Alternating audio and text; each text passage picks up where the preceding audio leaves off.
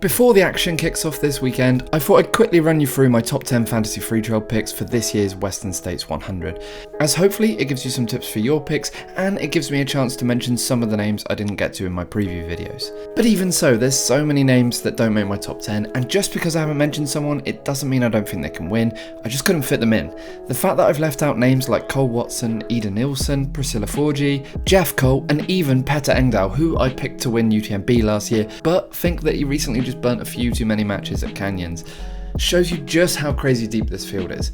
Anyway, I'll try and keep this brief. Let me know your thoughts in the comments below. Join the Fantasy Free Trial Mini League via the link in the description so you can see how your picks fare compared to mine, and while you're down there, click that subscribe button. Let's jump into it. Rod Farvar blew the race wide open at Canyons, making a big aggressive move and sticking the landing.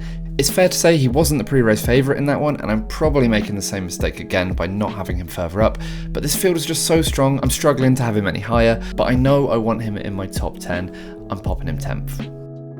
Fejiao Zhang is a UTMB 4th place finisher, and other than that pretty much only has wins on her record. Yes, most of those races are in Asia and I'm not sure about the depth of competition in some of those races, but if she can compete at UTMB then I think she's one to watch here.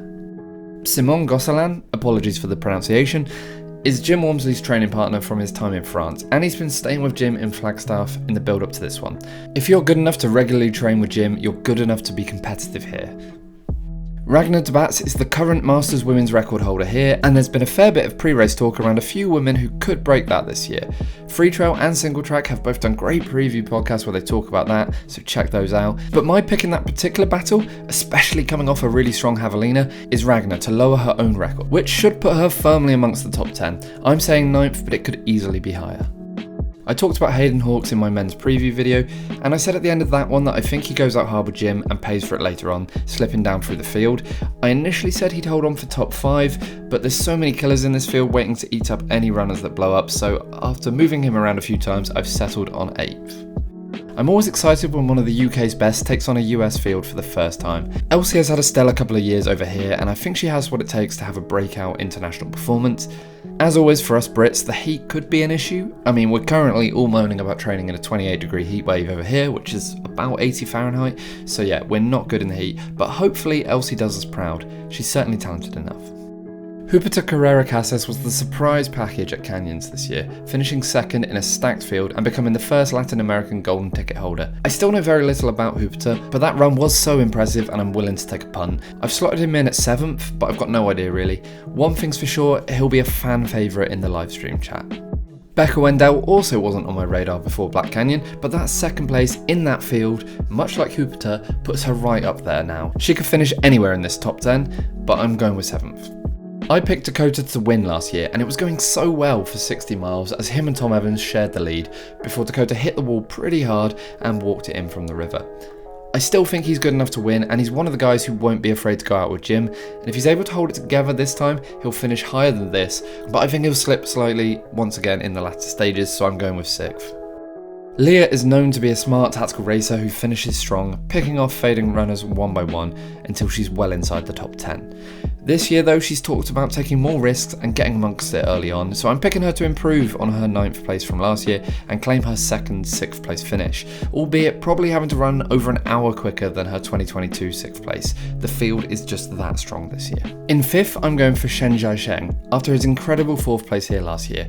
I also wouldn't be surprised if he improves on that this time out, but much like a number of runners on this list, I'm really struggling to move him higher up just due to the strength of the runners that I've currently got above him. I'm pretty confident he's a contender for a top 5 once again though.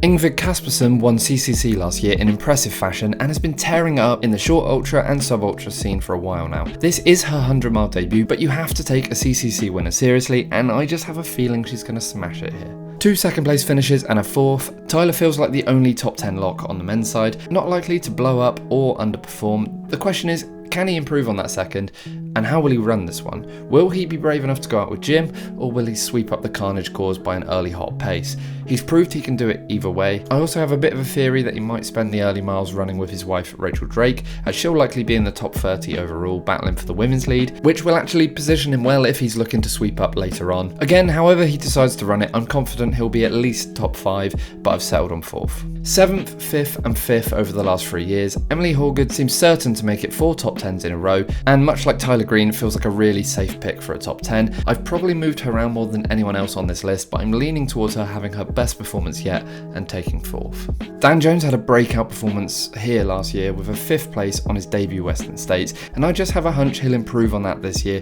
His recent 2nd place in the competitive Canyons 50k shows he's got the wheels to hang with the fastest guys around, and I'm picking him for 3rd. Esther Schillag ran such an impressive race last year. Going through halfway in 8th place, she ran a big negative split to move up and finish 3rd, and I'm picking her to do something similar again this year and repeat her 3rd place. If you've already watched my men's preview last week, you'll know my next 2 picks, so I'll keep it brief. If you can handle the heat, then John Albon is my 2nd place pick. I'm happy to admit that that's probably fueled by British bias, but I'm really confident in John's ability. Again, I talked about these top 2 women in my preview video, so I won't repeat myself, but Rachel is in the form of her life, and I think she's ready to have a huge performance here on her 100-mile debut. Jim Walmsley wins. Simple as that.